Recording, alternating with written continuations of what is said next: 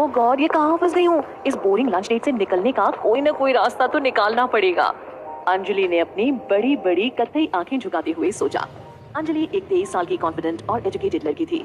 एक formal pant, shirt और jacket में भी वो इतनी खूबसूरत लग रही थी कि जब उसने होटल लॉबी में एंटर किया तो हर कोई उसे फिल्म स्टार समझ के पलट कर देखने लगा।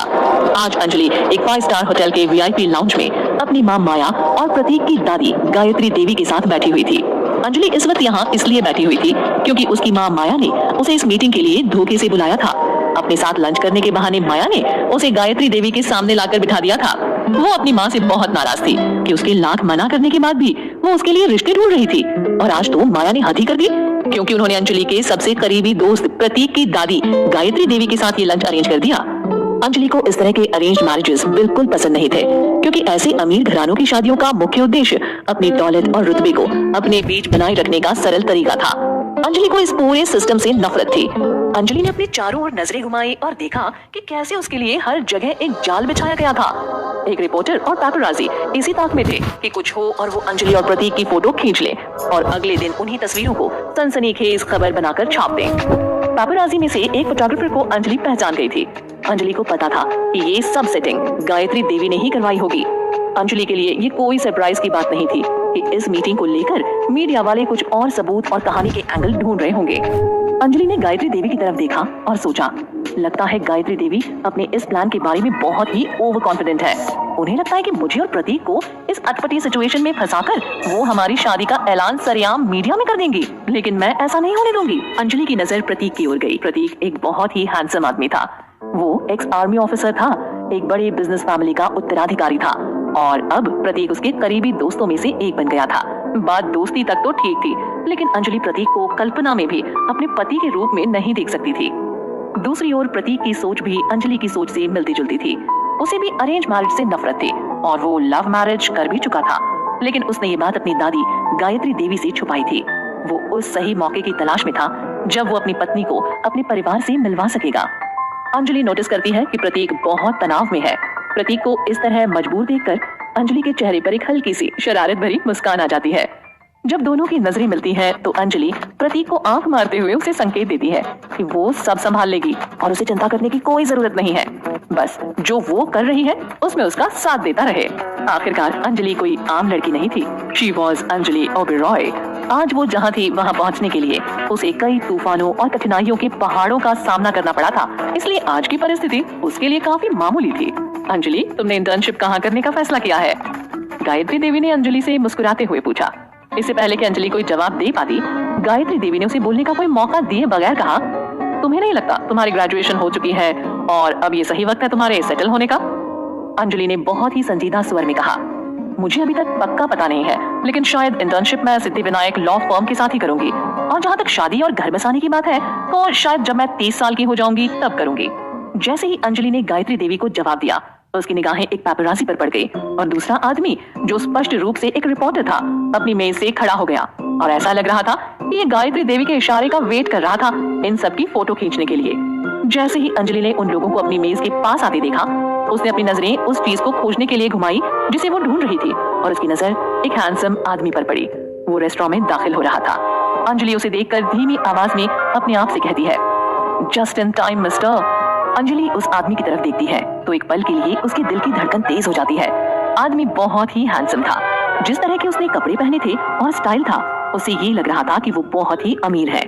अंजलि एक सेकंड के लिए रुक गई क्योंकि वो अजनबी उसे कुछ जाना पहचाना लग रहा था। फिर उसकी नजर उसके हाथ की उंगलियों पर जाती है और रिंग फिंगर में अंगूठी ना पाकर अंजलि एक राहत की सांस लेती है। अंजलि जल्दी से अपनी सीट से उठ खड़ी हुई और अपनी माँ की तरफ देखकर एक कातिल मुस्कान देते हुए बोली, माँ देखो तो कौन आया है। मुझे माफ कीजिएगा, मैं आपको बताना ही भूल गई कि मेरा बॉयफ्रेंड मुझे यहाँ पर पिक करने आ रहा है। आज हमारी डेट थी ना। अंजलि ने ऊंची आवाज में बोला था कि आसपास के सभी पत्रकारों के कानों तक ये बात पहुंच जाए। अपनी माँ और गायत्री देवी की तरफ देखते हुए अंजलि ने कहा, मैं आप लोगों से फिर कभी मिलूंगी, आज के लिए माफी चाहती हूँ। ये बोलते हुए अंजलि उस आदमी की तरफ बढ़ी और उसने उसे कस के गले लगा लिया और कहा, थैंक गॉड तुम आ गए।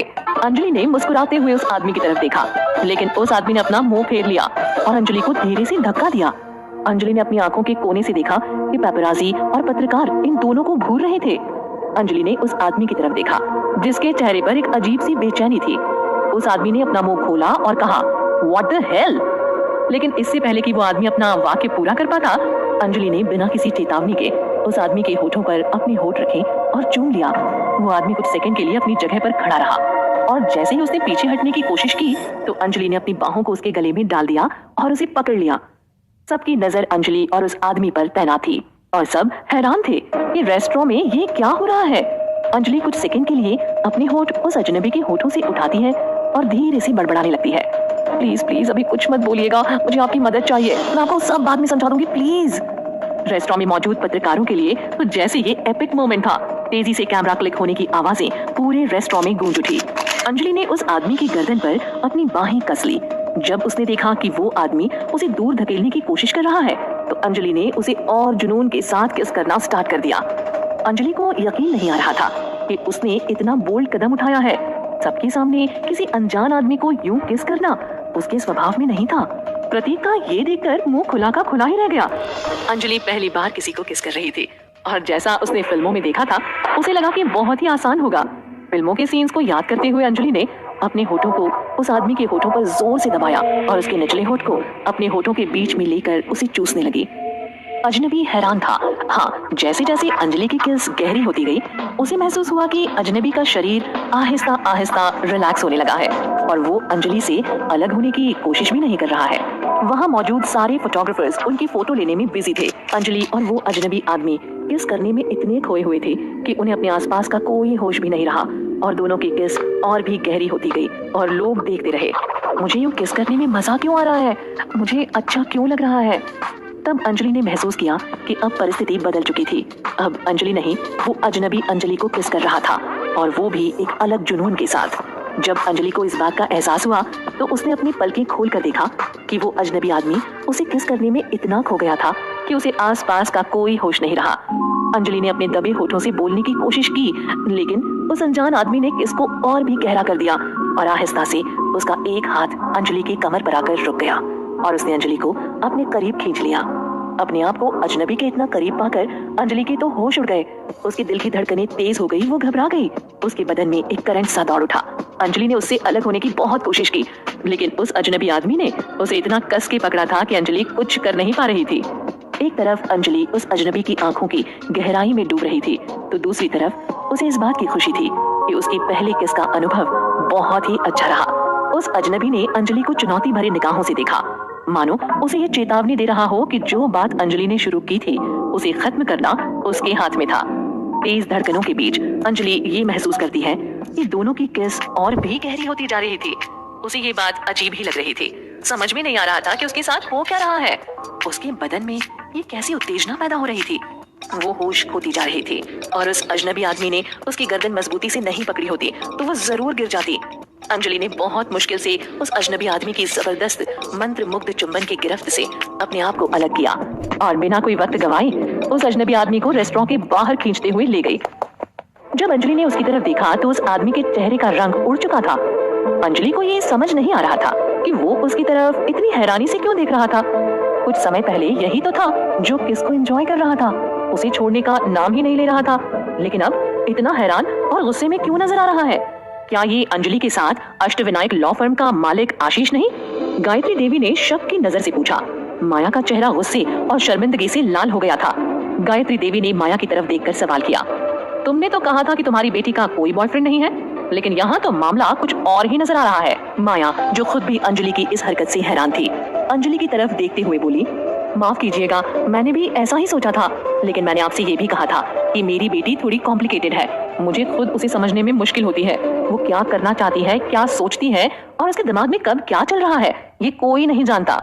दूसरी ओर प्रतीक, जो टेबल पर अभी भी बैठा सोच रहा था कि अंजलि ने कभी भी ऐसा मौका नहीं छोड़ा जहां पर उसने प्रतीक पर अपनी छाप ना छोड़ी हो, और आज ये करके तो उसने हद ही पार कर दी। एक अनजान आदमी को इस तरह रेस्टोरेंट में सबके सामने किस करना अपने आप में एक बहुत हिम्मत की बात थी। प्रतीक ने सोचा नहीं था कि इस प्रॉब्लम से निकलने के लिए अंजलि इस हद तक जा सकती है। माया घबराते हुए फोटोग्राफर की तरफ जाती है और उन्हें अंजलि की तस्वीरें डिलीट करने के लिए कहती है। माया की ये बात सुनकर सब हैरानी से उसकी तरफ देखते हैं। वो अपने पर्स से नोटों की गड्डी निकालकर उनके सामने रखती है और बोलती है, अंजलि की कोई भी तस्वीर अखबार में नहीं छपनी चाहिए, समझे? जैसे ही माया ये सब बोल रही होती है, दूसरी तरफ वो अजनबी पलट कर देखता है कि माया उन फोटोग्राफर्स को पैसे दे रही है। ये देखकर उसे बहुत गुस्सा आता है और वो पलटकर अंजलि की तरफ देखता है और चिल्लाकर बोलता है, हाउ डेयर यू, क्या तुमने ये सब प्लान किया था? मैं तुम्हें छोड़ूंगा नहीं। अंजलि उसकी तरफ हैरानी से देखती है। कौन था ये आदमी जिसे गलती से अंजलि ने अपना बॉयफ्रेंड बताया है? क्या अंजलि का सच माया को पता चल जाएगा? क्या ये सब माया और अंजलि की चाल थी? आगे जानने के लिए सुनते रहिए पैशन वाला प्यार, ओनली ऑन पॉकेट एफएम। इस अजनबी को किस करने की घटना के कुछ घंटे पहले अंजलि के चेहरे पर बड़ी सी मुस्कान थी, क्योंकि उसने कल रात मिली ईमेल को फिर से पढ़ा, ये कंफर्म करने के लिए कि कहीं ये कोई सपना तो नहीं था। ये ईमेल उसकी इंटर्नशिप का कंफर्मेशन मेल था। अष्टविनायक लॉ फर्म में काम करना अंजलि का सबसे बड़ा सपना था। एक्साइटमेंट में अंजलि चिल्लाते हुए बोलती है, वूहू, आई हैव डन इट। और ये बात सही भी थी, क्योंकि उसने वो हासिल कर लिया था जिसका उसने सपना देखा था। अंजलि ने मुस्कुराते हुए लैपटॉप बंद किया और जैसे ही उसने अंगड़ाई ली तो उसकी नजर घड़ी पर पड़ी। सुबह के लगभग 5 बज रहे थे। अंजलि अपने स्टडी टेबल से उठते हुए अपने आप से बोलती है, come on Anjali, let's go for jogging. Anjali wardrobe से जॉगिंग आउटफिट निकालती है और बाथरूम में कपड़े बदलने चली जाती है। आईने के सामने आकर अपने लंबे बालों को एक पोनी टेल में बांधते हुए अपने आप पर एक नजर डालती है। वो मुस्कुराते हुए मेन डोर खोलते हुए घर के बाहर निकल जाती है। अंजलि एक नेचुरल ब्यूटी थी। पिंक ग्लोइंग स्किन, आकर्षक नाक नक्श उसे विरासत में मिले थे और इस बात से वो बहुत खुश थी कि उसे खूबसूरत दिखने के लिए मेकअप का सहारा नहीं लेना पड़ता था। अंजलि को मेकअप करना बिल्कुल पसंद नहीं था। उसके पास इन बेकार की चीजों में टाइम वेस्ट करने के लिए समय नहीं था। जैसे ही अंजलि घर के बाहर निकली तो वो अपनी आंखें बंद करके एक गहरी सांस लेती है। बाहर की खुली ताजी हवा का मजा लेते हुए बोलती है, आज जॉगिंग करने में मजा आएगा। बाहर की ठंडी हवा उसके गालों से टकरा रही थी। एक हल्की सी मुस्कान के साथ अंजलि ने अपनी आंखें आहिस्ता से खोली और देखा कि बाहर अभी तक अंधेरा था। सूरज की किरणों को धरती पर अभी रोशनी बिखेरनी बाकी थी। अंजलि ने अपनी चारों ओर नजर घुमाई और फिर आहिस्ता से दौड़ना शुरू कर दिया। भागते हुए उसने इस नई लोकेलिटी का जायजा लेना शुरू कर दिया।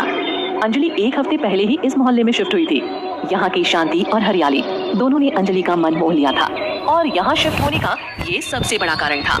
जब से वो यहाँ पर आई थी तब से ये उसकी डेली रूटीन थी, सुबह इस समय जॉगिंग करना और उसके बाद पड़ोस में अपने पसंदीदा कैफे में एक कप गर्मा गर्म कैपुचिनो कॉफी पीना। उस कॉफी शॉप में कॉफी पीते पीते अंजलि मेंटली अपने पूरे दिन की प्लानिंग भी कर लेती थी। अंजलि अपने शिफ्टिंग के डिसीजन से बहुत खुश थी, क्योंकि अब उसे अपनी प्राइवेसी भी मिल रही थी। कुछ दूर दौड़ने के बाद वो पास के एक बेंच पर बैठ जाती है और आसमान में उगते सूरज को देखने लगती है। व्हाट अ ब्यूटीफुल साइट, है ना? एक ब्यूटीफुल पेंटिंग की तरह। अंजलि के कानों में एक आदमी की आवाज पड़ती है। वो भी उसी बेंच पर बैठ जाता है और उसे पानी की बोतल ऑफर करता है। नो थैंक्स, मेरे पास मेरा पानी है, अंजलि डिसमिसिव टोन में बोलती है। क्या आप यहाँ अक्सर जॉगिंग करती हैं? वो आदमी पूछता है। अंजलि बिना उसकी तरफ देखे अपना सिर हाँ में हिला देती है। कमाल की बात है, मैंने पहले कभी ध्यान ही नहीं दिया। ये जगह सच में बहुत ही सुंदर है। लगता है कि मैं अब यहाँ जॉगिंग करने अक्सर आऊंगा, आदमी ने छेड़खानी वाले अंदाज में कहा। ये सुन अंजलि ने अपनी आंखें घुमा ली। उस आदमी की नजर अब भी अंजलि पर ही थी। अंजलि थोड़ी अनकंफर्टेबल फील करते ही वहां से उठने वाली थी कि उस आदमी ने फिर पूछा, अगर मैं आपका नंबर मांगूं तो क्या आपको कोई प्रॉब्लम होगी? अंजलि ने उसकी ओर देखने के लिए अपना सिर घुमाया। उसने नोटिस किया कि वो आदमी देखने में बिल्कुल बुरा नहीं था, काफी स्मार्ट था और शायद उससे कुछ ही साल बड़ा। अंजलि उस आदमी को देखते हुए उससे पूछती है, आपको मेरे नंबर की किस लिए जरूरत है सर? अंजलि की आवाज सुनकर वो आदमी स्माइल करता है और अंजलि से नजर मिलाते हुए जवाब देता है, मुझे आप काफी इंटरेस्टिंग लग रहे हैं। और ये क्या सर, क्या मैं आपको किसी सर की तरह दिखता हूँ? अरे आई एम जस्ट 30, मुझे तुम सर्वर मत बोलो। आई एम सो सॉरी, लेकिन मुझे आप जैसे सर जी में कोई इंटरेस्ट नहीं है, अंजलि ने सर शब्द पर भारी जोर डालते हुए कहा। आदमी मस्ती भरे अंदाज में कहता है, शायद मेरे पास इस बात का सोल्यूशन है। किस बात का सोल्यूशन? आदमी हंसते हुए बोलता है, you are too cute aren't you? आपका इंटरेस्ट मुझ में बढ़ाने का सोल्यूशन। अंजलि को आदमी की ये बात अच्छी नहीं लगती है और बिना कुछ जवाब दिए वो वहाँ से चली जाती है और कुछ दूर जाकर एक्सरसाइज करनी शुरू कर देती है। आदमी की नजर अंजलि से हट ही नहीं रही थी। अंजलि पुशअप करते करते रुक जाती है और उस आदमी की तरफ देखते हुए बोलती है, सुनिए, मैंने पहले भी कहा आपसे, टाइम वेस्ट कर रहे हैं आप, आई एम नॉट इंटरेस्टेड। ये बोलकर अंजलि वहाँ से चली जाती है। अंजलि जब कैफे पहुंचती है तो कैफे ऑलमोस्ट खाली था। अंजलि अपने फेवरेट कॉर्नर वाली टेबल में जाकर बैठ जाती है। यहाँ से उसे पूरा कैफे नजर आता था। अंजलि अपना पसीना पोंछती है और साइड की टेबल से न्यूज़पेपर उठाकर पढ़ने लगती है और अपने आप से बातें करते हुए कहती है, पता नहीं कहां कहां से लोग आ जाते हैं बिना बुलाए मेहमान की तरह। लगता है सारा दिन खराब जाएगा। जॉनी ने उसके आते ही उसकी पसंदीदा कॉफी उसके सामने लाकर रख दी। जैसे ही अंजलि कॉफी का कप उठाने जाती है तभी उसकी मोबाइल पर उसकी माँ का फोन आ जाता है। अंजलि अपना फोन उठाते हुए बोलती है, हाँ माँ क्या बात है। माया ओबेरॉय इमोशनल टोन में अंजलि से बोलती है, अंजलि ना गुड मॉर्निंग ना कोई फोन, क्या तुम मुझे मिस नहीं कर रही हो? I am missing you so much, please आज मेरे साथ लंच कर लो। माँ मुझे शिफ्ट हुए बस 1 ही वीक हुआ है और आप ये सब क्या है माँ? माया धीमी आवाज में बोलती है, तेरे लिए 1 वीक होगा लेकिन मुझे ऐसे लग रहा है कि पता नहीं तो कितने सालों से घर से बाहर है। प्लीज अंजलि लंच पर मिलो मुझसे, नो एक्सक्यूजेस प्लीज। अंजलि एक ठंडी सांस लेते हुए बोलती है, ठीक है मैं आ जाऊंगी लेकिन कोई फालतू की बातचीत नहीं, आप मुझे लोकेशन और रेस्टोरेंट का नाम मैसेज कर दो। माया थैंक्स बोलकर फोन कट कर देती है। अंजलि कॉल खत्म करते ही न्यूज़पेपर पढ़ने में बिजी हो जाती है। अचानक न्यूज़पेपर पर किसी का साया पड़ता है और जैसे ही वो अपनी नजर उठाती है तो उसके सामने वही आदमी होता है जिसने कुछ देर पहले उससे उसका नंबर मांगा था। अंजलि उसे गुस्से में देखती है और फिर अपना ध्यान न्यूज़पेपर पढ़ने में लगा देती है। ओह वाओ, हम फिर मिल गए। लगता है डेस्टिनी में यूं ही मिलना लिखा है। अगर आपको कोई प्रॉब्लम नहीं है तो क्या मैं यहाँ आपके साथ आपके टेबल पर बैठ जाऊं? ये बोलते हुए वो वहाँ बैठ जाता है। अंजलि एक स्टर्न टोन में जवाब देती है, जब आप पहले से ही बैठ गए हैं तो मुझसे परमिशन क्यों ले रहे हैं? और हाँ, मुझे आपके यहाँ बैठने से बहुत प्रॉब्लम है क्योंकि मैं अकेले बैठना पसंद करती हूँ सर। ये सच था।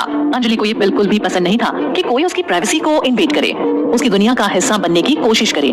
उसने ये हक बहुत ही कम लोगों को दिया था, जिनमें उसकी माँ और उसके कुछ खास दोस्त शामिल थे। अंजलि की बात को नजरअंदाज करते हुए आदमी अपना परिचय देता है और फिर हाथ मिलाने के लिए अपना हाथ अंजलि की तरफ बढ़ा देता है। अंजलि उसके हाथ को देखकर बोलती है, मेरी शादी हो चुकी है, आप प्लीज दूसरे टेबल पर बैठ जाएं। अगर मेरे हस्बैंड ने आपको मेरे आसपास भी भटकते देख लिया ना तो बात हाथ से निकल सकती है। मेरे हस्बैंड को ये सब बिल्कुल पसंद नहीं है। अंजलि की ये बात सुनकर वो आदमी जोर से हंसने लगता है और अंजलि की तरफ देखते हुए बोलता है, गुड ट्राई मैडम, लेकिन मुझे आपकी उंगली में कोई अंगूठी नहीं दिख रही है। अंजलि को इस तरह के एरोगेंट आदमी बिल्कुल ही पसंद नहीं थे, जिन्हें लगता था कि वो कुछ भी कह सकते हैं और कर सकते हैं और उन्हें कोई कुछ नहीं कहेगा। इसी वजह से अंजलि को ज्यादातर पुरुषों से नफरत थी। आदमी अपने वॉलेट से एक विजिटिंग कार्ड निकालता है और अंजलि के सामने रख देता है। अंजलि उसकी इस हरकत से हैरान होकर उसकी तरफ देखती है और वह मुस्कुराकर बोलता है, in case you change your mind, मेरा कार्ड रख लीजिए ताकि जब भी आपका मन या मूड चेंज हो आप मुझे इस नंबर पर कॉल कर सकती हैं। ये देखकर अंजलि का गुस्सा 7वें आसमान पर चढ़ जाता है। ये आदमी अपने आप को समझता क्या है? उसे क्या लगा कि वो इजीली अवेलेबल है? How dare he. Anjali table पर पड़े कार्ड की तरफ देखती है और अपनी एक उंगली से उस कार्ड को उस आदमी की तरफ पुश करते हुए एक सीरियस टोन में उसे समझाते हुए कहती है, जैसा कि मैंने कहा है मिस्टर, मुझे आप में कोई इंटरेस्ट नहीं है और अगर मैंने देखा कि तुम मेरा पीछा कर रहे हो या मेरे आसपास भी दिखे तो मेरे पास पुलिस कंप्लेंट करने के अलावा और कोई ऑप्शन नहीं रहेगा। So mister take your bloody card and just get lost.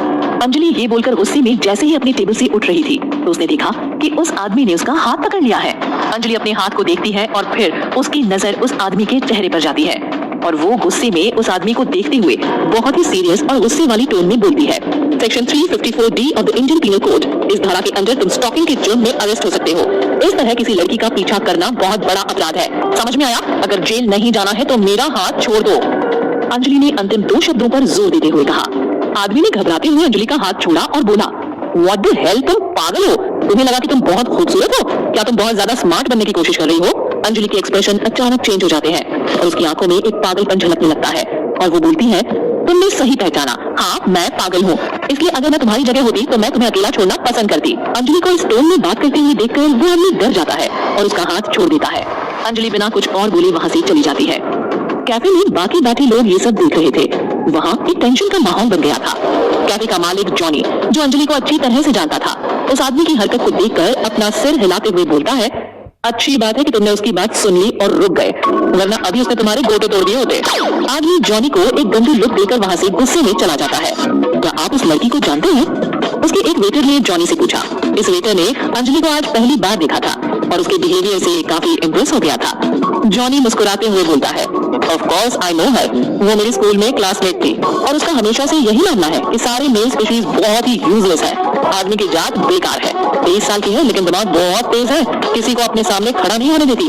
अरे ये अंजलि ओबेरॉय है, अपकमिंग लॉयर, एग्जाम पास करने के बाद ये जल्दी एक वकील बन जाएगी। स्कूल में ये उन फेमस लड़कियों के गैंग में थी जो आदमियों को फालतू समझती थी और नफरत करती थी। She was a heartless, cold hearted bitch. Waiter ये बात सुनकर बहुत इनोसेंटली बोलता है, ओह सो सैड, इतनी खूबसूरत होने के बावजूद बेचारी कुंवारी ही मर जाएगी और इसे लोग एक हार्टलेस वकील के नाम से याद करेंगे। जॉनी उस वेटर के सर पर जोर से एक टकली मारता है और वेटर चिल्ला उठता है, आउच! मारा क्यों आपने? जॉनी उसकी तरफ देखते हुए कहता है, फालतू बातों में तुम्हारा दिमाग बहुत चलता है, अपने काम से काम रखो, चलो यहाँ के सारे टेबल साफ करो। वेटर के जाने के बाद जॉनी के चेहरे पर एक मुस्कुराहट आ जाती है। साले ने बात तो पते की है, जाने अनजाने में सही बात कह दी। अंजलि के लिए ये नाम बहुत ही सही है, अंजलि ओबरॉय, एक बिना दिल की वकील। ये आदमी कौन था जो अंजलि का पीछा कर रहा था? क्या वो अंजलि के दिल में अपने लिए जगह बना पाएगा? क्या वो अंजलि की सोच को बदल पाएगा? आगे जानने के लिए सुनते रहिए पैशन वाला प्यार, ओनली ऑन पॉकेट एफएम। अजनबी को किस करने की घटना से कई घंटे पहले मुंबई की ऊंची इमारतों के बीच आकाश सहगल अपने आलिशान ऑफिस में बैठा गहरी सोच में डूबा हुआ था। उसकी ऑफिस की खिड़की से पूरा समंदर दिखता था। उसके दिमाग में चल रहे तूफान को वो सामने दिखने वाले समंदर की तरह शांत करने की कोशिश कर रहा था। आकाश की ये समझ में नहीं आ रहा था कि वो अपनी लाइफ को सिंपल कैसे बनाए, कैसे बेवजह की कॉम्प्लिकेशन से आजाद हो। आकाश ये सोच ही रहा था कि अचानक अली की आवाज उसके ख्यालों को तोड़ती है। अली आकाश को देखते हुए सीरियस टोन में बोलता है, मिस्टर आकाश, आपके पिता ने आज आपको लंच मीटिंग के बारे में याद दिलाने के लिए फोन किया है और उन्होंने ये भी कहा है कि अगर आप इस लंच मीटिंग को मिस करेंगे तो वो पूरे हफ्ते खाना नहीं खाएंगे। आकाश हैरान होकर अली की तरफ देखता है। अली जो उसका खास दोस्त था और उसका एसोसिएट भी। आकाश थोड़ा चिढ़कर अली से बोलता है, तुम कब से डैड के मैसेंजर बन गए हो? मुझे जिस बात का डर था वही हुआ। डैड ने तुम्हें भी अपनी फिजूल बातों में बिजी कर दिया है। क्या तुम्हारे पास ऑफिस का इंपॉर्टेंट काम नहीं है? अली अपने मजाकिया अंदाज में बोलता है, तुम्हें ये फिजूल का काम लगता है? मैं अंकल का मैसेज लाया हूँ यार। तुम्हें तो खुश होना चाहिए कि तुम्हारे डैड तुम्हारी कितनी चिंता करते हैं और जिस इंपॉर्टेंट काम के लिए तुम्हारे पास टाइम नहीं है वो सब तुम्हारे लिए अंकल कर रहे हैं। You should be thankful. Akash Ali की तरफ एक गुस्से भरी नजर से देखता है और उसे पूछता है, डैड मुझे अकेला छोड़ने के लिए क्या लेंगे? क्यों करते हैं ऐसे लंच डेट ऑर्गेनाइज और वो भी बिना मुझसे पूछे? और जब मैं नहीं जाता तो फिर इमोशनल ब्लैकमेल। मैं तंग आ गया हूँ ये सब करके। क्यों वो मुझे मेरे काम में डिस्टर्ब करते रहते हैं? अली आकाश से नजरें मिलाते हुए बोलता है, मुझे लगता है तुम गलत आदमी से ये सवाल कर रहे हो। इसका जवाब मेरे पास नहीं अंकल के पास है। मेरा काम सिर्फ इतना है कि मैं अंकल का ये मैसेज तुम तक लाया कि आज तुम्हारी डेट है और वो मैंने कर दिया। बाकी जो भी सवाल जवाब है वकील साहब वो आप अपने डैड से पूछो और मैं अपना केस यहाँ क्लोज करता हूँ क्योंकि मुझे और भी बहुत सारे काम हैं। ये कहकर अली केबिन से बाहर चला जाता है इससे पहले कि आकाश का गुस्सा तूफान बनकर उसे अपने लपेटे में ले ले। पूरे ऑफिस में एक अली ही था जो आकाश से इस तरह से बात कर सकता था। अली और आकाश बचपन के दोस्त थे। आकाश उसे अपने भाई से कम नहीं समझता था। अली का इस दुनिया में कोई नहीं था और वेद प्रकाश सहगल ने उसे पाला पोसा था। इसलिए अली सहगल परिवार के लिए कुछ भी करने के लिए हर वक्त तैयार रहता था। अली अपना पॉइंट ऑफ व्यू आकाश के सामने अपनी स्टाइल से रख देता था, चाहे उसे अच्छा लगे या बुरा। आकाश अपनी घड़ी की तरफ देखता है और वो एक लंबी सांस लेकर अपनी कुर्सी से उठता है। अचानक अली फिर से दरवाजा खोलता है और झांक कर आकाश को देखते हुए बोलता है, तो तुम डेट के लिए रेडी हो ना? अंकल को बता दूं कि तुम जा रहे हो। आकाश गुस्से में अली को उंगली दिखाते हुए बोलता है, तुम्हें बाद में देख लूंगा अली, अब जो डैड ने बोला है वो तो करना पड़ेगा। तुम दोनों को अंदाजा भी नहीं है कि इस फालतू के लंच डेट की वजह से मेरे काम में कितना नुकसान होने वाला है। अली थम्स अप का साइन करते हुए दरवाजा बंद करके चला जाता है। आकाश टेंशन में सिर हिलाता है और अपना मोबाइल उठाकर दरवाजे की तरफ बढ़ता है। आकाश अपने डैड से इस बात से बहुत नाराज था कि वो आकाश की कमजोरी के बारे में जानते थे। आकाश सहगल अपनी फीलिंग्स कभी किसी के सामने एक्सप्रेस नहीं करता था, लेकिन अपनी फैमिली को लेकर वो बहुत ही पॉजिटिव था और अपने डैड की हेल्थ को लेकर वो ओवर सेंसिटिव था। इस बात का फायदा आकाश के डैड बहुत अच्छी तरह उठा रहे थे और अपने बेटे का घर बसाने के लिए रोज कोई न कोई लड़की के साथ आकाश की डेट फिक्स कर देते थे। आकाश अपने केबिन से बाहर निकलता है तो अली उसे मुस्कुराते हुए बोलता है, भाई रिलैक्स, तुम्हें तो खुश होना चाहिए। तुम्हारे पिताजी तुमसे ज्यादा मेहनत कर रहे हैं तुम्हें मर्द बनाने के लिए और तुम हो कि परेशान हुए जा रहे हो। आकाश एक मिनट के लिए चलते चलते रुक जाता है और अली की तरफ पलटते हुए पूछता है, क्या मतलब? अली थोड़ा घबराते हुए बोलता है, मतलब कुछ नहीं, जल्दी चलो, तुम लंच के लिए पहले से ही लेट हो चुके हो। ये कहकर अली बात को टालने की कोशिश करता है। तुम जानते हो मुझे औरत जात से नफरत है क्योंकि सारी लड़कियां शातिर और मतलबी होती हैं। वो अपनी सुंदरता से पुरुषों को मोहित कर बस उनका यूज करना जानती है और उनका फायदा उठाती हैं। अली आकाश की बात का कोई जवाब देता इससे पहले उन दोनों को शोर की आवाज सुनाई देती है। आकाश हैरान होकर अली से पूछता है, ये एचआर डिपार्टमेंट में इतना हंगामा क्यों हो रहा है? अली मुस्कुराते हुए आकाश की तरफ देखता है और बोलता है, जिस सब्जेक्ट पर तुमने इतना बड़ा लेक्चर दिया है उनका स्वागत करने के लिए सब लोग यहाँ पर बेचैन हैं। अली तू ये पहेलियों में क्यों बात करता है? साफ साफ बता क्या बात है? अरे यार आज इंटर्न्स आने वाले हैं ना, बस उनकी लिस्ट को देखकर डिस्कशन हो रहा है। इस बार 30 लोगों में 25 लड़कियां और 5 लड़के हैं। ये सुनकर आकाश का मुंह बन जाता है और वो अपना सिर हिलाते हुए उन सब की तरफ देखकर बोलता है, दे आर सच लूजर्स। अपने आप को शिकारी समझ रहे हैं और असलियत में खुद शिकार हो जाएंगे। अली निराश होकर अपना सिर हिलाता है और बोलता है, गॉट इट बॉस, तुम्हारा ओपिनियन कोई चेंज नहीं कर सकता। और फिर मन ही मन में सोचता है, लगता है थोड़े दिन में अंकल भी पागल हो जाएंगे। एक तरफ तुम्हारी जिद और दूसरी तरफ तुम्हारे बारे में अफवाह कि सहगल खानदान का वारिस गे है। अपना वंश खत्म होता देख अंकल का ज्यादा दिन जिंदा रहना मुश्किल है। अगर तुम ये बात समझ गए हो तो डैड को भी समझा दो, life will be less complicated for everyone. जैसे ही लिफ्ट खुलती है, आकाश की नजर सिमरन टिब्बरवाल से टकराती है। आकाश को देखकर सिमरन का चेहरा खिल उठता है और वो मुस्कुराते हुए गुड मॉर्निंग सहगल ये बोलकर आकाश को ग्रीट करती है। सिमरन के हाथ में पैकेट थे और आकाश को बाहर जाता हुआ देखकर वो थोड़ी निराश होकर अपनी आवाज को थोड़ा बदलते हुए पूछती है, क्या तुम लंच के लिए बाहर जा रहे हो? मैं तो तुम्हारे लिए स्पेशल लंच लेकर आई हूँ। आकाश सिमरन के हाव भाव को देखकर थोड़ा चिढ़ जाता है और अली की तरफ अपनी नजर कर लेता है। आकाश बिना सिमरन को जवाब दिए लिफ्ट के अंदर चला जाता है। जैसे ही लिफ्ट बंद होने वाली होती है तो सिमरन लिफ्ट को बंद होने से रोक लेती है। वो मुस्कुराते हुए आकाश को एक शरारती लुक देती है और बोलती है, मैं कब से एक मौके की तलाश में थी कि कैसे मैं अपने मन की बात तुमको बताऊं। सिमरन की ये बात सुनकर अली टेंशन में आ जाता है और आकाश की तरफ देखता है। आकाश का गुस्सा उसके चेहरे पर साफ दिखाई दे रहा था, लेकिन सिमरन अपनी ही धुन में आकाश को अपनी तरफ आकर्षित करने के चक्कर में उसके करीब आकर बोलती है, मेरा इस कंपनी को ज्वाइन करने का एक ही मकसद था, तुम्हारे करीब आना और तुम्हारे साथ काम करना, क्योंकि मैं तुम्हें एडमायर करती हूँ, तुम मुझे पसंद हो। और वो कुछ और भी बोलना चाहती थी, मगर जब उसने देखा कि आकाश के कान गुस्से में लाल हो गए हैं तो वो चुप हो जाती है। अच्छी बात ये रही कि अली के अलावा आसपास कोई नहीं था। अली ने जो देखा उस पर विश्वास ही नहीं कर पा रहा था कि ये नई लड़की इतनी बहादुर और साहसी थी। खुद शैतान के सामने इस बात को स्वीकार करना बहुत बहादुरी का काम है, लेकिन दूसरी तरफ अली ये भी जानता था कि ये ज्यादा दिन इस कंपनी में नहीं टिक पाएगी।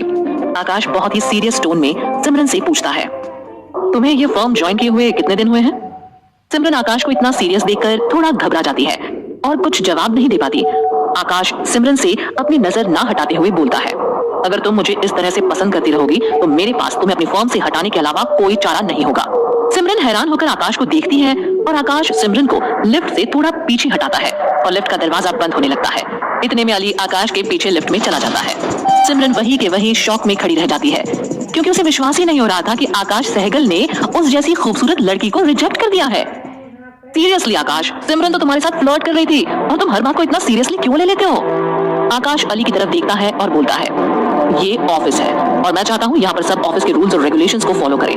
कोई भी मुझे इतना कैजुअली ले ये मुझे पसंद नहीं। मैं यहाँ का बॉस हूँ और अगर सिमरन इस कंपनी में इस नियत से आई है कि वो मुझे इम्प्रेस करके मेरी जिंदगी में शामिल हो जाएगी तो she is wasting her time. और अगर मैंने उसे काम से निकाल भी दिया तो उसे कोई फर्क नहीं पड़ेगा, लेकिन मेरी कंपनी में कोई डिजर्विंग कैंडिडेट जरूर आ सकता है। ये बात सुनकर अली चुप रहता है, लेकिन वो गुस्से में बहुत था, क्योंकि ये पहली बार नहीं है कि आकाश ने इस तरह किसी एम्प्लॉय को निकाला था, और वो भी इसलिए कि वो आकाश को पसंद करती थी। अचानक लिफ्ट में माहौल काफी टेंस हो जाता है और अली बहुत ही सीरियसली बोलता है कि वो एचआर को बोलकर एग्रीमेंट में एक नया क्लॉज डाल देगा, जहां पर ये बहुत ही क्लियरली लिखा होगा कि अगर किसी को आकाश सहगल के लिए किसी भी किस्म की फीलिंग होगी या किसी को इस बात के बारे में पता भी चलेगा तो उस एम्प्लॉय की नौकरी चली जाएगी। आकाश अपना सिर हिलाते हुए अली की बात से सहमत होता है। अली आकाश का जवाब सुनकर दंग रह जाता है। लिफ्ट रुकती है और दोनों पार्किंग लॉट में पहुंचते हैं। आकाश अली की तरफ देखता है और गाड़ी की चाबी मांगता है। अली अपना सिर हिलाते हुए आकाश को ये बात बताता है कि अंकल ने उसे बहुत ही स्पष्ट रूप से कहा था कि वो आकाश को इस डेट पर छोड़कर आएगा। आकाश हंसकर बोला, अली मैं कहीं भागकर नहीं छुपूंगा, ठीक है? मैं जाकर उससे जरूर मिलूंगा। याद है मुझे, पिताजी भूखे मरेंगे और मैं इतना हार्टलेस नहीं हूँ कि अपने डैड की बात ना मानूं और उन्हें भूखा छोड़ दूं। अली आकाश को चाबी देते हुए बोलता है, तुम हार्टलेस तो हो और मुझे अफसोस है कि तुम्हें इस बात की जानकारी नहीं है। एनीवेज प्लीज उस लड़की से नरमी से पेश आना। Women do have feelings, भले ही तुम उनसे नफरत करते हो। आकाश अली को देखकर मुस्कुराता है और कार का दरवाजा खोलते हुए कार में बैठ जाता है। जब तक आकाश आंखों से ओझल नहीं हो जाता, अली वहीं खड़ा रहता है। आकाश के जाने के बाद अली सोचता है कि पता नहीं आकाश की जिंदगी में वो लड़की आएगी भी या नहीं जो आकाश की सोच बदल दे। वो बस दुआ कर रहा था कि उसके दोस्त को उसका प्यार, उसकी साथी जल्द ही मिल जाए। अली एक ठंडी सांस भरता है और फिर ऑफिस की तरफ जाने के लिए मुड़ जाता है और जोर से बोलता है, एक बात तो दुनिया वाले आकाश के लिए सही बोलते थे, आकाश सहगल एक हृदयहीन रूथलेस इंसान था। काश कोई ऐसा हो जो आकाश की सोच को बदल दे और उसे प्यार का एहसास करवा दे। क्या वो लड़की सिमरन होगी? यहाँ पर इस ब्लाइंड डेट पर मिलने वाली लड़की से आकाश की मुलाकात क्या हो पाएगी? क्या सच में आकाश सहगल को लड़कियों में दिलचस्पी नहीं थी और लोगों का आकाश के बारे में कहना सही था? आकाश सहगल का लड़कियों से नफरत और अंजलि का लड़कों से नफरत क्या उन दोनों के बीच आकर्षण का कारण बन पाएगा? आगे जानने के लिए सुनते रहिए पैशन वाला प्यार ओनली ऑन पॉकेट एफएम। वापस वर्तमान में रेस्टोरेंट के बाहर भागते हुए आकाश को ये समझ नहीं आ रहा था पिछले 5-7 मिनट में उसके साथ क्या हुआ था। वो इस अनजान लड़की का हाथ पकड़कर क्यों भाग रहा था और उसके पीछे इतने सारे फोटोग्राफर क्यों थे? आकाश को ये यकीन ही नहीं हो रहा था कि उसने अभी थोड़ी देर पहले 5 स्टार की लॉबी में किसी अनजान लड़की को किस किया है। आकाश, जिसे हर सिचुएशन को कंट्रोल में रखने की आदत थी, आज अपने आप को बेबस पा रहा था। उसे समझ में नहीं आ रहा था कि उसके साथ हुआ क्या है और उसने इतने लोगों के सामने किया क्या है। वो इसी उधेड़-बुन में था कि आखिर किस उसने किया था या फिर उस लड़की ने। आकाश अभी भी सदमे में था कि किसी अनजान लड़की ने सबके सामने उसे किस करने की जुर्रत की थी और अब वो लड़की उसे खींचकर रेस्टोरेंट से बाहर ले आई थी। कुछ लम्हों के लिए आकाश को लगा कि कहीं उसके शौक में होने की वजह से उसने उस लड़की के साथ गलत व्यवहार तो नहीं कर दिया। भागते हुए आकाश को अचानक ये एहसास होता है कि उसका हाथ उस अनजान लड़की ने कस के पकड़ रखा था और वो दोनों पागलों की तरह सड़क पर भाग रहे थे। हम क्यों भाग रहे हैं? क्या हमारा पीछा किया जा रहा है? आकाश ने पूछा। अंजलि ने पीछे मुड़ के देखा तो अब भी कुछ रिपोर्टर्स उनका पीछा कर रहे थे। अंजलि और तेजी से भागने लगी और आकाश भी कंफ्यूजन में उसके साथ भाग रहा था। वो लड़की एक कार के सामने रुकी और ड्राइविंग सीट पर बैठने के लहजे से आकाश के सवाल का जवाब ना देते हुए बोली, जल्दी से कार में बैठो। ये सब क्या? वो बुदबुदाया लेकिन रुक गया। लड़की ने कार की खिड़की से आकाश की तरफ देखा और गुस्से में कहा, अरे सुना नहीं, मैंने कहा अंदर बैठ जाओ नहीं तो मुसीबत में पड़ जाओगे। मुसीबत शब्द सुनकर आकाश तेजी से कार के अंदर कूद गया। अंजलि कार के अंदर बैठी और छिप गई। कुछ वक्त सन्नाटा था। अंजलि ने सर उठाते हुए खिड़की के बाहर देखा और फिर आहिस्ता से इंजन चालू किया और सड़क पर जाने के लिए क्लच पर कदम रखा। अंजलि की आंखें अभी भी सड़क पर ही टिकी हुई थी। उसने कहा, सॉरी, ये सब जो हुआ उसके लिए आई एम रियली सॉरी, लेकिन मैं क्या करती, कोई और रास्ता भी तो नहीं था मेरे सामने। मुझे पता है कि ये शर्मनाक है, लेकिन मुझे बचने का कोई और तरीका उस वक्त समझ ही नहीं आया। वैसे तुम्हें कहाँ छोड़ना है? आकाश ने उसे जवाब नहीं दिया। अंजलि ने रियर व्यू मिरर में देखा और जब उसे पता चला कि वो उसे जवाब नहीं दे रहा है तो अंजलि ने कार रोड के दाहिनी ओर रोक दी। उसने अपना सिर उस आदमी की ओर घुमाया जो अभी कार की पिछली सीट में गुस्से में बैठा था और उसकी तरफ बिना पल के झपकाए देख रहा था। प्लीज बताइए आपको कहाँ छोड़ना है? अंजलि ने फिर से पूछा। आकाश ने अपने अंदाज में लड़की से उसका नाम पूछा, जैसे उसे कुछ फर्क ही ना पड़ा हो। तुम्हारा नाम क्या है? अंजलि ने तुरंत जवाब दिया, अंजलि ओबरॉय। मैं तुमसे फिर से माफी मांगती हूँ, आई एम सॉरी। जैसे मैंने कहा, मैं तुम्हें इसका हर्जाना जरूर।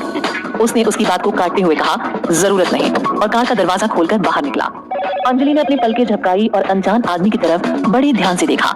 अचानक उसके मन में ये ख्याल आया कि वो कितनी लकी साबित हुई है कि जिस अजनबी को उसने किस किया था वो कोई बदमाश नहीं था जो इस बात का बतंगड़ बनाए या उसका फायदा उठाए। उस आदमी को देखकर एक बात तो साफ थी कि वो बहुत ही डिसेंट और इज्जतदार दिख रहा था। अंजलि को लगा कि वो आदमी कार से निकलकर जा रहा है। वो वापस सड़क पर कार चलाने के लिए क्लच पर कदम रखने ही वाली थी कि उसने दस्तक की आवाज सुनी। अंजलि ने देखा कि वही अनजान आदमी अजनबी बाहर खड़ा है, इसलिए अंजलि ने अपनी खिड़की खोली। जी? आदमी बोलने लगा, मिस अंजलि ओबेरॉय, जल्द ही आपके घर के दरवाजे पर हैरासमेंट की नोटिस आ जाएगी। ये बोलकर आकाश अंजलि को हक्का बक्का छोड़कर वहाँ से चला जाता है। ये सुनकर अंजलि की आंखें 4 गुना और बड़ी हो गई और मुंह खुला का खुला रह गया। उसे समझ में नहीं आया कि वो आदमी बोल क्या रहा है। अभी तो उसने सारी बात साफ साफ बताई थी, फिर ये नोटिस कैसा? ये बात सुनकर उसके दिल की धड़कन तेज हो गई थी। अभी कुछ ही पल पहले उसने इस आदमी के बारे में इतना अच्छा सोचा था, लेकिन अब वो उसकी कार की खिड़की के बाहर खड़ा होकर उस पर केस करने की धमकी दे रहा था। आकाश ने एक बार पलटकर अंजलि की तरफ देखा। उसके चेहरे पर गुस्सा साफ झलक रहा था, लेकिन दूसरी तरफ एक सेटिस्फाइड लुक भी कि उसने इस लड़की को सबक सिखा दिया है। और फिर मुड़कर भीड़ में गुम हो गया। क्या हरासमेंट? मैंने उसे हरास किया? अंजलि बड़बड़ाई। अंजलि के होश उड़ गए थे और जल्दी से अपनी कार से बाहर निकली और उस आदमी की तलाश की, लेकिन वो अजनबी अब कहीं दिखाई नहीं दे रहा था। वो अचानक कहाँ चला गया? उसने चारों ओर देखते हुए परेशान होकर अपने आप से कहा। उसने असहाय रूप से अपना सिर खुजलाया। अपने आप से बातें करते हुए उसने अपनी बेवकूफी पर अपने आप को कोसा और कहा, मैं इतनी पागल कैसे हो सकती हूँ? अपना नाम तो बता दिया, लेकिन उस आदमी का नाम ही नहीं पूछा। अगर मेरा यही हाल रहा तो मैं एक अच्छी वकील कभी नहीं बन सकती। How can you be so stupid Anjali? लेकिन अब ये सच था कि उसने जो किया वो हरासमेंट के रूप में दर्ज किया जा सकता था। क्या होगा अब? अंजलि सोच में पड़ गई। और फिर सोचा ये सब उसकी माँ की वजह से हुआ है। ना वो उसके लिए रिश्ते ढूंढती और ना ही वो इस सब चक्कर से बचने के लिए इतना बोल्ड स्टेप उठाती। अंजलि को ये समझ में नहीं आ रहा था कि वो उस आदमी को कैसे ढूंढे। ना ही उसे उसका नाम पता था, ना ही उसने उस आदमी को उसकी कार में बैठते हुए देखा। अगर उसने नंबर प्लेट देखा होता तो वो ये मालूम कर लेती कि वो कौन है। अब बस वो इस नोटिस का इंतजार ही कर सकती है।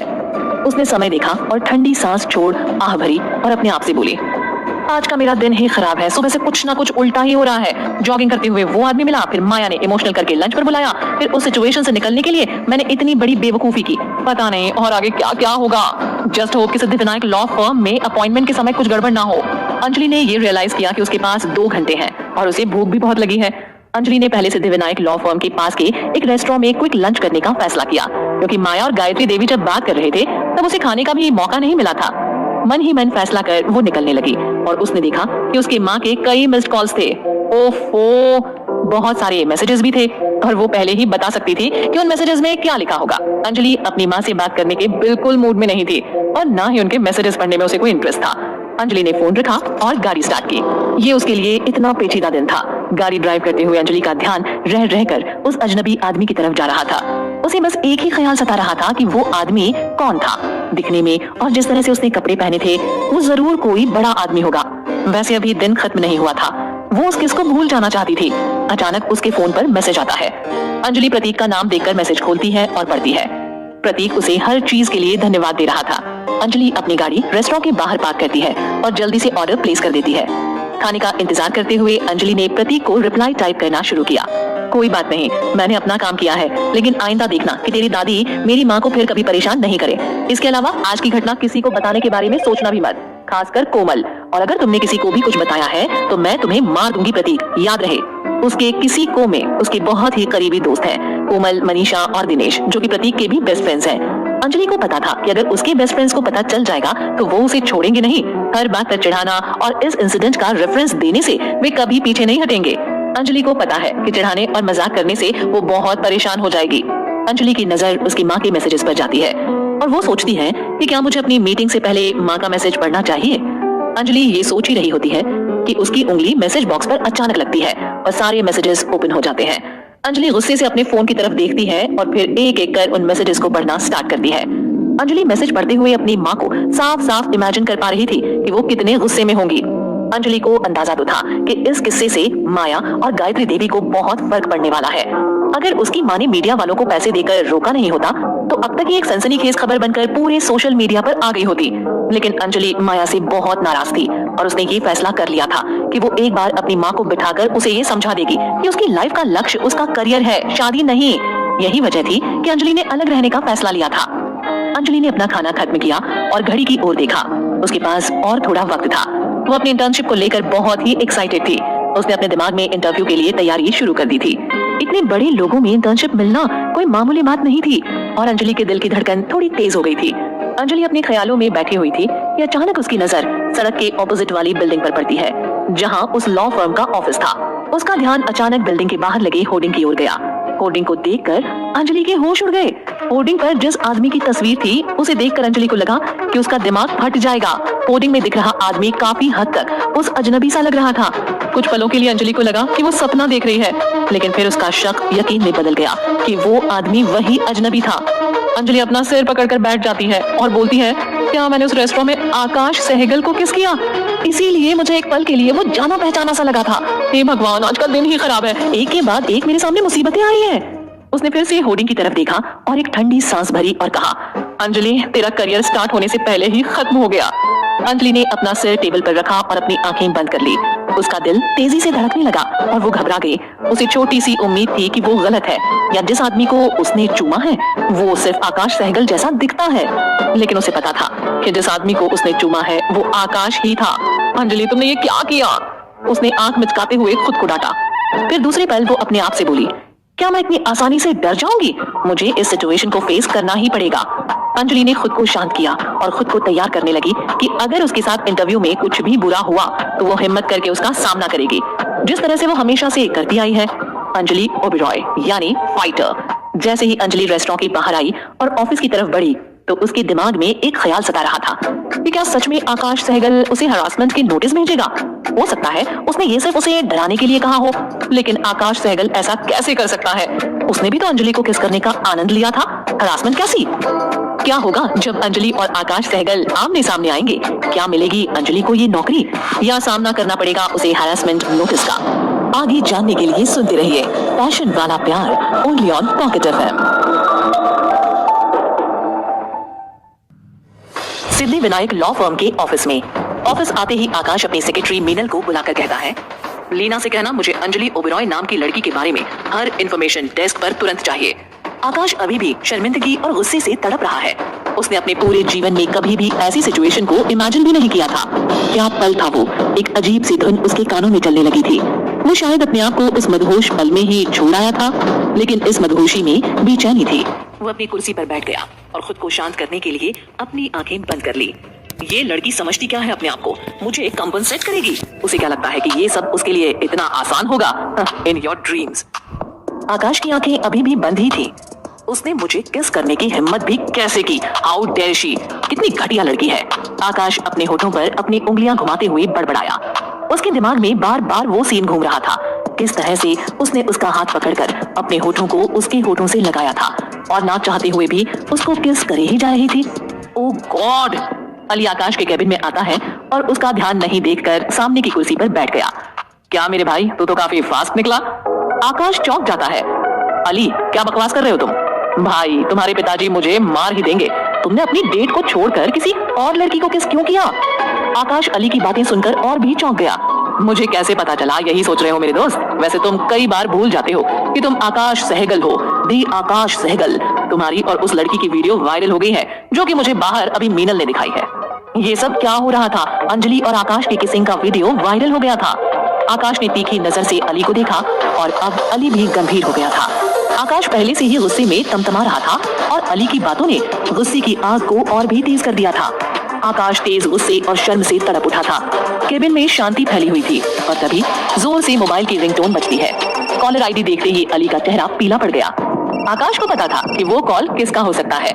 पिताजी के एक भी फोन कॉल का जवाब उसने नहीं दिया था, इसलिए उन्होंने अली को फोन किया था। उसने अली को फोन उठाने के लिए कहा और कहा कि उन्हें बताओ कि ये सब एक गलती है, मैं जल्द ही इस चीज को सुलझा दूंगा, आप फिक्र ना करें। मैं समझता हूँ अंकल जी। जी हाँ, वो मेरे सामने ही है। ओके, मैं उसे बताता हूँ। जी। कॉल कट होते ही उसने चैन की ठंडी सांस छोड़ी और आकाश से कहा, तुम्हारे पिताजी ने मुझे ये बताने के लिए कहा है कि वो तुमसे बहुत खुश हैं और वो अपनी खुशी के आंसू रोक ही नहीं पा रहे हैं। वो चाहते हैं कि तुम उस लड़की को नेक्स्ट वीक उनसे मिलाने ले आओ और उन्होंने तुम्हें इंसिस्ट किया है कि तुम इस बार उन्हें लेट डाउन नहीं करोगे। और अली बीच में ही रुक जाता है। क्या? आकाश लगभग चिल्लाता है। अली अपने होठ दबाकर अपनी हंसी रोकने की कोशिश करते हुए बोला, वेल अंकल ने आगे कहा है कि गुड जॉब बॉय, तुमने सहगल खानदान का नाम रोशन किया है। सहगल तो इसी पैशन के साथ कोई भी चीज करते हैं। वो बहुत ही खुश है भाई। उस लड़की ने मेरा हरासमेंट किया है, उसके खिलाफ केस करने की बजाय ये सब। आकाश गुस्से में फट पड़ा। अली को समझ ही नहीं आ रहा था कि वो क्या रिएक्ट करे। आकाश सहगल बीइंग हरास्ड से मजाक कर रहा है। अली चुपचाप बड़बड़ाया। स्पष्ट अविश्वास उसके चेहरे पर था। तुम मुझे ऐसा क्यों देख रहे हो? क्या तुम्हें मुझ पर यकीन नहीं हो रहा? उसने मुझ पर जबरदस्ती की है, तुम्हें मेरी बात माननी ही होगी अली। अली शांति से कहता है। आकाश, किस काफी देर तक चली। तुम दोनों इतने सारे लोगों के सामने फ्रेंच किस कर रहे थे और तुम चाहते हो कि मुझे यकीन हो कि तुम्हें हरास किया गया है, जबकि तुम आसानी से उस लड़की को दूर कर सकते थे और उस लॉन्ग किस को रोक सकते थे। अली अब माहौल का मजा लेते हुए वकीली अंदाज में बोलना शुरू करता है। लेकिन तुमने ऐसा नहीं किया, क्या मैं पूछ सकता हूँ क्यों? अली अपनी जगह बदलते हुए आगे बोलता है। वीडियो में साफ साफ दिखाई दे रहा है कि आप दोनों पर किसी भी तरह की जबरदस्ती नहीं हो रही थी जनाब। इसका मतलब? अली अब रुक गया और आगे बोल नहीं पा रहा था, क्योंकि वीडियो का एविडेंस उसे याद आ रहा था जो उसे मीनल ने सेंड किया था और उसे यकीन नहीं हो रहा था कि वो सच में आकाश था। जो भी हो, वो केस हरासमेंट नहीं लग रही थी। आकाश सहगल उतना ही इन्वॉल्व लग रहा था और उस लड़की को जोर से पैशन के साथ किस कर रहा था। उसकी किस इतनी लंबी और पैशनेट थी कि जब वो एक दूसरे से अलग हुए तब दोनों ही हाँफ रहे थे। That was literally best kiss, a hot kiss, just like a boyfriend does. इसमें कोई आश्चर्य की बात नहीं थी कि वेद प्रकाश सहगल सातवें आसमान पर थे, क्योंकि उन्हें अपने बेटे के लिए खुशी हो रही थी कि उसने किसी लड़की को पसंद तो किया। अली, इसका क्या मतलब है? आकाश चिल्लाया। तुम्हें मुझे सुनना है आकाश, तो सच ये है कि तुम उस किस को एंजॉय कर रहे थे। वो मुझसे मदद मांगते हुए मुझे किस करने लगी थी। सब कुछ इतनी जल्दी में हुआ कि मैं भी कुछ नहीं कर पा रहा था। आकाश ने अपनी सफाई में कहा। मैं उस लड़की को नहीं छोड़ूंगा अली। तुम ओवर रिएक्ट कर रहे हो आकाश, अली रोकते हुए कहता है। सेक्रेटरी मीनल ने लीना के आने की खबर दी। लीना आते ही आकाश को अंजलि ओबेरॉय के बारे में इंफॉर्मेशन देना स्टार्ट करती है। 23 साल की अंजलि ओबेरॉय अगले महीने 24 साल की होने वाली है और वो इस लंदन स्कूल ऑफ लॉ से लॉ में ग्रेजुएट हुई है। अंजलि लॉ स्टूडेंट है, ये जानकर आकाश और अली चौंकते हैं। इतना ही नहीं, अंजलि सिद्धिविनायक लॉ फर्म में यानी कि अपनी फर्म में न्यू इंटर्न है। दोनों लीना की बात पर दंग रह जाते हैं। आकाश सहगल जिस बात को भुलाना चाहता है वही बार बार उसे दोहरानी पड़ रही है। पहले तो वीडियो और अब इंटर्नशिप का नया चक्कर। क्या होने वाला था? अंजलि ओबेरॉय की पूरी स्टोरी लीना से सुनने के बाद वो कहता है, जिसने ये वीडियो वायरल किया है उसे ढूंढो और सलाखों के पीछे भेजो। उसे अपनी गलती की सजा मिलनी ही चाहिए एंड मेक श्योर कि उस अंजलि को इंटर्नशिप ना दी जाए। तुम ऐसा कुछ भी नहीं करोगी लीना? अली कहता है। आकाश, तुम इस बात को इतना पेचीदा क्यों बनाना चाहते हो? इट वॉज जस्ट अ किस, जाने भी दो। आकाश का ईगो उसके लिए सबसे पहले था और इस किस की वजह से उसके ईगो को ठेस पहुंची थी। उसने अंजलि ओबेरॉय पर केस करने की ठान ली। जाने दो? कैसे? आकाश अली पर चिल्लाता है। अली ऊंची आवाज में बोलता है, जैसा कि मैंने पहले भी कहा है, तुमने भी उसे पैशन के साथ किस किया है, एंजॉय भी किया है, तो अब ये बकवास बंद करो। आकाश को पसंद नहीं आया कि अली उसके ईगो और प्राइड को बकवास कहे। अली आगे बोलता है, जैसा कि मैंने कहा है, इस बात का उपयोग करो। हैरेसमेंट का नोटिस दर्ज करने की बजाय अंजलि को अपनी गर्लफ्रेंड होने का नाटक करो ताकि तुम्हारे पापा आगे से तुम्हें ब्लाइंड डेट पर जाने के लिए मजबूर ना करें। इस सो कॉल्ड दुर्घटना का उपयोग अपने लाभ के लिए करो। ऐसा लगता है कि अंजलि ओबेरॉय को भी कई ब्लाइंड डेट्स पर लाइन में खड़ा किया गया था, तो तुम दोनों एक साथ काम क्यों नहीं करते और एक रिश्ते में होने का नाटक क्यों नहीं करते? No strings attached. अब से परिवार को कोई उम्मीद नहीं, कोई झगड़ा नहीं, और सबसे अच्छी बात यह है कि तुम दोनों एक दूसरे के साथ सेफ रहोगे, क्योंकि तुम दोनों में एक बहुत ही इंपॉर्टेंट थिंग सेम है। वो अंजलि के बारे में उसके सोशल मीडिया अकाउंट से पहले ही काफी पढ़ चुका था और उसे पूरा विश्वास था कि उन दोनों का एक साथ अच्छा मेल होगा। इंपॉर्टेंट थिंग सेम है, बकवास मत करो अली और भाषण देना बंद करो। आकाश ने जोर से कहा। You both are haters of opposite sex. Ali ने जोर से और स्पष्ट रूप से कहा। इस तरह से लंबी स्पीच पर आकाश ने अली को एक विरोधाभासी नजर के साथ धमकी दी। कमरा फिर से एक आइसलैंड में बदलने लगा। सर, नए इंटर्न्स को इंट्रोडक्शन के लिए एचआर टीम आपका वेट कर रही है। सेक्रेटरी मीनल ने आकाश को एचआर का मैसेज दिया। आता हूँ कहकर आकाश कुर्सी को पलट लेता है। अली बड़ा ही एक्साइटेड है क्योंकि उसे पता है कि अंजलि आ चुकी है। चलो जल्दी चलो कहकर अली आकाश को ऑलमोस्ट खींचकर केबिन से बाहर ले जाता है। दूसरी तरफ अंजलि सोचती है, शायद वो अनजान आदमी आकाश सहगल ना हो, और अगर होगा भी तो अनप्रोफेशनल बिहेव नहीं करेंगे। दोनों बातें अलग हैं। क्या होगा सोचते सोचते अंजलि अपने नाखून चबाने लगी। अंजलि ने देखा एचआर कंपनी के बारे में बता रहे थे, रूल्स एंड रेगुलेशंस बता रहे थे। दरवाजा ओपन होता है और अंजलि देखती है कि अनजान आदमी अब अनजाना नहीं था। आकाश सहगल अंजलि को दिखता है। अंजलि कपकपाने लगती है। इमेजिन करती है कि वो किस तरह इंटर्नशिप के लिए उसके आगे गिड़गिड़ा रही है। आकाश अंदर आते ही जानबूझकर अंजलि की सीट के आगे जाकर खड़ा हो जाता है और अंजलि का दिल जोरों से धड़कने लगता है। वो नर्वस हो जाती है। दोनों एक दूसरे के सामने थे। मैं उसके सामने क्यों झुकूं? क्या उसने पूरी तरह से किस का मजा नहीं लिया और यहाँ तक कि मुझे इतने जुनून से वापस किस भी किया? अंजलि अपने आप से बड़बड़ाती है। आकाश उसकी ओर देखता है। अंजलि अपनी पलकें तक नहीं झुकाती। Ladies and gentlemen, many of you know our CEO and he is here today to welcome all of you to our firm. HR आकाश का इंट्रोडक्शन देता है। कंपनी की ब्रीफ आपको दी जा चुकी है, तो मैं सिर्फ इतना कहूंगा कि इस फर्म में सर्वाइवल ऑफ द फिटेस्ट ये फ्रेज सबसे अच्छी तरह से लागू होती है। उसने अंजलि को एक वियर्ड लुक देकर आगे कहा, अगर आपको हमारी फर्म को हैंडल करना इम्पॉसिबल लगता है तो अभी निकल जाने की परमिशन है। तो गुड लक एंड वेलकम। ये सब क्या है अली? दिनेश कंपनी और आकाश का एम्प्लॉय कम फ्रेंड अपनी मीटिंग खत्म करके आता है। अली उसे फुसफुसाते हुए बोलता है, ये तो आफ्टर इफेक्ट है किसिंग स्कैंडल का। दिनेश कंफ्यूज होता है। मीटिंग खत्म होती है। सभी मीटिंग हॉल से तेजी से बाहर निकल जाते हैं, मगर अंजलि अपनी सीट पर ही बैठी रहती है और अपने फोन में बिजी हो जाती है, क्योंकि उसे लगता है कि आकाश से उसका सामना ना ही हो तो बेहतर है। इसलिए वो बाद में जाना तय करती है। करीब 5 मिनट के बाद वो इस यकीन के साथ सिर उठाती है कि हॉल खाली होगा, तो सरप्राइज से उसकी आंखें खुली की खुली रह जाती हैं। उसके ठीक बगल में आकाश खड़ा होकर उसे ही निहार रहा है। एक पल के लिए अंजलि घबरा जाती है, लेकिन दूसरे ही पल वो तेज आवाज में कहती है, तुम यहाँ क्या कर रहे हो? उसकी आंखों में झांकते हुए आकाश कहता है, ये सवाल तो मेरा है, ये मेरा ऑफिस है, तो क्या तुम कुछ भी कर सकते हो? अंजलि कहती है। आकाश अंजलि के बहुत करीब आकर उसके कानों में कहता है, वांना ट्राई? आकाश की सेडक्टिव वॉइस को सुनते ही अंजलि की बॉडी में एक करंट सी दौड़ जाती है। और आकाश भी अंजलि से आ रही मादक खुशबू से खुद को उत्तेजित महसूस कर रहा है। इस खुशबू में एक अलग सा नशा है जो आकाश पे छाने लगा है। वो धीरे से पूछता है, कौन सा परफ्यूम है? तुम इसे रोज लगाती हो या आज का मौका स्पेशल है? ये क्या सूंघ रहा है? ये सोचती हुई अंजलि वहां से बिना कुछ कहे निकल जाती है। आकाश सोचता है, ये क्या करने की कोशिश कर रहा था मैं? आकाश और अंजलि दोनों ही कंफ्यूज हो रहे हैं कि ये उनके साथ क्यों हो रहा है। क्या #किसिंग स्कैंडल आकाश और अंजलि को भारी पड़ेगा? अंजलि आकाश के सामने ना ही आए तो बेहतर हो, लेकिन पानी में जाकर मगरमच्छ से मुलाकात ना हो तो क्या मजा। क्या आकाश का बिहेवियर अंजलि को उसके ऑफिस को छोड़ने पर मजबूर कर देगा? आगे जानने के लिए सुनते रहिए पैशन वाला प्यार ओनली ऑन पॉकेट FM।